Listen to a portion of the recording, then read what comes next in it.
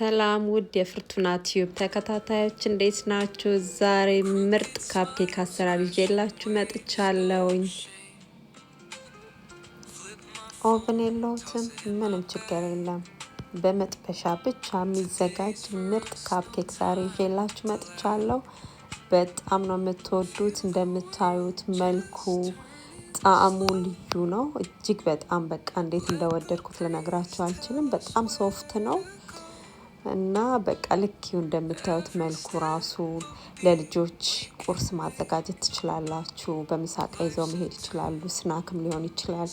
ለኛም ለተለያዩ ዝግጅቶች፣ ልደት ሲከበር፣ በተለያየ አጋጣሚ ኦቨን የለኝም ግን ካፕኬክ መስራት ፈልጋለሁ ብላችሁ ለምታስቡ ሰዎች ይሄ በጣም ቆንጆ አማራጭ ነው ይዤላችሁ የመጣሁት። በጣም ነው የምትወዱት። በጣም ቀላል አሰራር። አሁን እንዴት እንደሰራሁት እንዴት እንደሚዘጋጅ አሳያችኋለሁ። አብራችሁኝ ቆዩ። ለዚህ ቪዲዮ ብዙ ላይክ እጠብቃለሁ ከእናንተ። ኮሜንት አድርጉልኝ። እስከ መጨረሻ ቪዲዮን ተከታተሉ። ቤተሰብ ያልሆናችሁ ደግሞ ሰብስክራይብ እንድታደርጉኝ እጠይቃለሁ። በጣም ከወደዳችሁት ካያችሁት በኋላ ለሌሎችም እንዲደርስ ሼር ብታደርጉ ብዬ እመክራለሁ። አሁን ወደ አሰራሩ እንገባለን። በመጀመሪያ አንድ እንቁላል ነው የሚያስፈልገን። ከዛ በኋላ ዘይት፣ ስኳር ያስፈልገናል። ስለዚህ 4 የሻይ ማንኪያ ስኳር አረጋለሁ። አንድ እንቁላል፣ ከዛ ደግሞ 3 የሻይ ማንኪያ የምትሆን ለብ ያለ ወተት ያስፈልጋል። እሱን እንጨምርና እንመተዋለን። እዚህ ጋር ኮንደንስድ ሚልክ ካላችሁ መጠቀም ትችላላችሁ። ከሌላችሁ ግን እሱን ዝለሉት። ኮንደንስድ ሚልክ ምንድነው ውስጡ ያለው? ያው በጣም ብዙ ስኳርነት ስላለው ምናልባት ኮንደንስድ ሚልክ ካልተጠቀማችሁ 1-2 የሻይ ማንኪያ ስኳር መጨመር ትችላላችሁ። እዚህ ጋር ልክ እንደምታዩት በትንሽዬው የቡና ስኒ ነው ዱቄት ያደረኩት። በጣም ትንሽ ናት። 3 የሾርባ ማንኪያ የሚሆን የስንዴ ዱቄት ነው ያደረኩት። ከዛ ግን ቤኪንግ ፓውደር ያስፈልገናል። 1 የሻይ ማንኪያ ቤኪንግ ፓውደር እናደርግና በደንብ አድርገን እንመተዋለን ማለት ነው። እዚህ ጋር እንደምታዩት በጣም ትንሽዬ ጨው አድርጌያለሁ። ምክንያቱም ከስኳሩ ጋር ትንሽ ባላንስ የሆነ ጣዕም እንዲሰጠን ማለት ነው። ስለዚህ ይሄ እጅግ በጣም ቆንጆ ሆኖ እንግዲህ በእንቁላል መምቻ መተነዋል። ይሄንን እናስቀምጥና ምን እናዘጋጃለን? ሌላ ለከለር ደግሞ መደባለቂያ የሚሆንን ጥቁሩን ሊጥ እናዘጋጃለን። እሱን ለማዘጋጀት በሌላ እቃ 4 የሻይ ማንኪያ የሚሆን የሾርባ ማንኪያ የሚሆን ለብ ያለ ወተት፣ 3 የሻይ ማንኪያ ስኳር እናደርጋለን። 1 እንቁላል ያስፈልገናል ማለት ነው። እዚህ ጋር ልክ ቅድም እንደነገርኳችሁ ይሄ ኮንደንስድ ሚልክ ካላችሁ ወይም መጠቀም የምትፈልጉ ከሆነ ብትጠቀሙ ቆንጆ ነው። ካልሆነም ግን ልክ ኮንደንስድ ሚልኩ ከቀረ 2 የሻይ ማንኪያ የሚሆን ስኳር መጨመር እንዳትረሱ። ዘይት ደግሞ 3 የሾርባ ማንኪያ የምትሆን ዘይት እናደርግና አንድ ላይ እንመተዋለን። ከዛ የኮኮናት የካካዋ ፓውደሩ አለኝ 2 ከግማሽ የሚሆን የሾርባ ማንኪያ ነው ያደረኩት። ስለዚህ በደንብ አድርገን እንመተዋለን። ከዛ በኋላ ዱቄት ነው የምንጨምረው ማለት ነው። እዚህ ጋር እንዳትረሱ፣ እዚህ ጋርም ትንሽዬ ጨው በተን እናደርግበታለን ማለት ነው። ዱቄቱ ልክ ቅድም እንደ ለነጩ ሊጥ እንዳዘጋጀ ነው በስኒያችን የምትሆን 3 የሾርባ ማንኪያ የምትሆን ዱቄት ነው የምናደርገው። ከዛ 1 ቤኪንግ ፓውደር 1 ሻይ ማንኪያ ቤኪንግ ፓውደር አድርገን በደንብ አድርገን እናዋህደዋለን ማለት ነው። ስለዚህ በደንብ ከተዋሃደ በኋላ አሁን ሊጣችን በነጩም በጥቁሩም ዝግጁ ሆኖልናል። እዚህ ጋር ኦቨን አያስፈልገንም። ቀድም እንደነገርኳችሁ ምንድነው የሚያስፈልገው? መጥበሻ ነው የሚያስፈልገን። መጥበሻችን ክዳን ያለው ቢሆን ቆንጆ ነው። ምክንያቱም በእንፋሎት በደንብ ቆንጆ ሆኖ እንዲበስልልን ማለት ነው። መጥበሻችን ክዳን ያስፈልገዋል። ክዳን የሌላችሁ ካላችሁ ምናልባት ወይ በትሪ ወይ በሌላ አይነት ነገር ለመክደን ብትሞክሩ ቆንጆ ነው ላለሁኝ። እዚህ ጋር የካፕ ኬክ መስሪያ እንትኑ የሲልከን ያለኝ የፕላስቲክ አይነቱን ነው። እሱን ነው የምጠቀመው ቅርጽ የሚያስይዝልኝ። የብረቱም ካላችሁ እሱን መጠቀም ይቻላል። ግን ያው የወረቀቱን እዚህ ጋር መጠቀም አይቻልም። ምክንያቱም በውሃ ስለምናበስለው ያው ያበሰብሰብናል ማለት ነው። ስለዚህ የፕላስቲኩን ወይም ደግሞ የብረቱን እንዲ ቅርጽ መስሪያውን የካፕኬክ ቅርጽ መስሪያውን ነው የምናዘጋጀው። እዚህ ጋር ሊጡን በደንብ እንዳትሞሉት፣ ምክንያቱም ሲበስል ወደ ላይ ሲወጣ ያው የመደፋት ነገር እንዳይኖር ማለት ነው። እንደምታዩት ነጩን ከስር ከዛ ደግሞ ጥቁሩን እያልኩኝ በየተራ ጥቁሩን ከስር ማድረግ ይቻላል። እንዲያደርግን እየደባለቅን እንጨምረዋለን። እዚህ ጋር እንደፈለጋችሁ በፈለጋችሁት አይነት መጠን ነው ጥቁሩና ነጩን መቀላቀል የምትችሉት። እጅግ በጣም ቀላል ነው። ሊጣችሁ እንትን እስኪል ድረስ ግን እንደነገርኳችሁ በደንብ እንዳትሞሉት ካፕኬክ ማዘጋጃውን።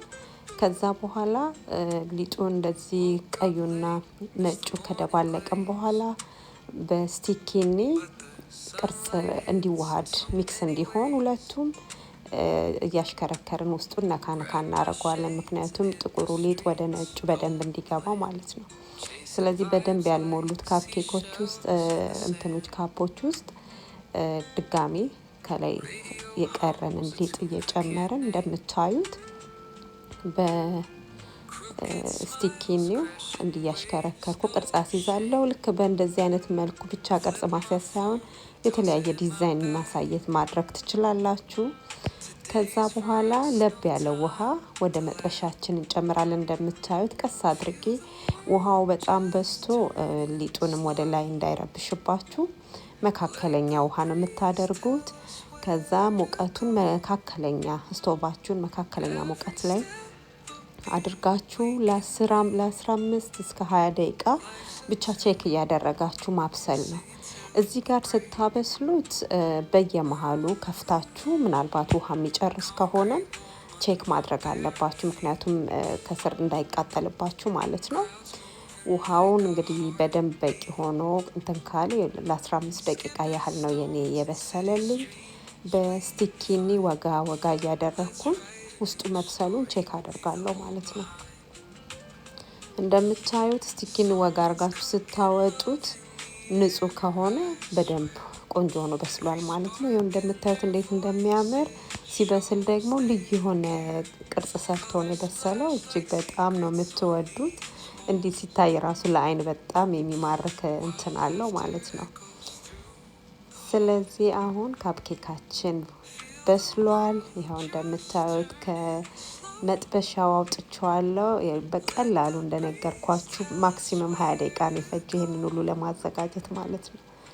ሽታው በቃ ልነግራችሁ አልችልም። እጅግ በጣም እንዴት እንደሚያምር ያው እናንተ ምስክር ናችሁ። እንዲህ ስታዩት በጣም ቆንጆ ነው።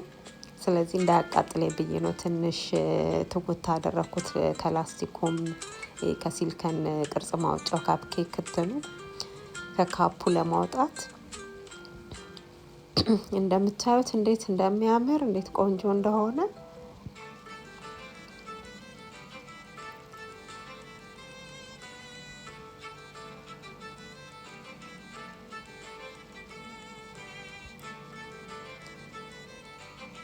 ተመልከቱ። ከላስቲኩ እንኳን ሳወጣው በጣም ልዩ የሆነ እንትን ያለው በጣም ሶፍት አይዝም። እንዲህ በቀላሉ ነው የሚወጣላችሁ። ተመልከቱት እንዴት እንደሚያምር በጣም ሶፍት ነው በጣም። እና ደግሞ የከለር ድብልቁን ተመልከቱት እንዴት አይነት ጥቁሩ ከነጩ ጋር ብራውኑ ከነጩ ጋር ያለው እንትን ውህደት በጣም የሚያምር እንትን ሰጥቶታል። በጣም ቆንጆ ነው። እስቲ ቀምሰን ደግሞ እንሞክረው።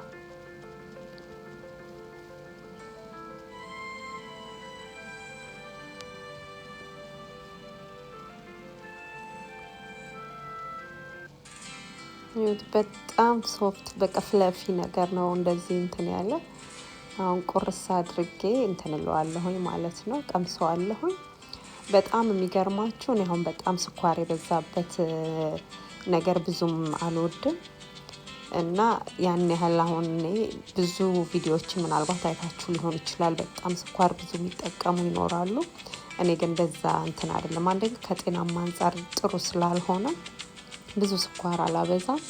እንዳያችሁት ነው፣ በጣም በትንሹ ነው ስኳር የተጠቀምነው። እጅግ በጣም በቃ ጣዕሙ ቴስቱን ልነግራችሁ አልችልም። ኦ ማይ ጋድ እጅግ በጣም እንዴት እንደምትወዱት በቃ ይሄ ቅርጽ ማውጫው ካላችሁ መጥበሻ በየሁሉም ሰው ቤት አለ። ኦቭን የለኝም ብሎ ማሳበብ ቀረ ማለት ነው።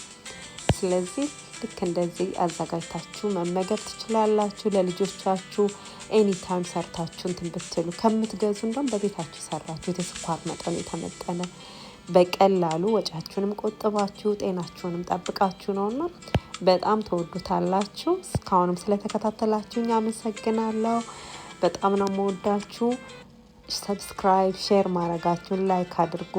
እስከሰራችሁትም ደግሞ ኮመንት ብታደርጉልኝ፣ አይታችሁት ደግሞ አስተያየት ካለ ይሄን ብታስተካክሉ የምትሉኝ ነገር ካለ እቀበላለሁ።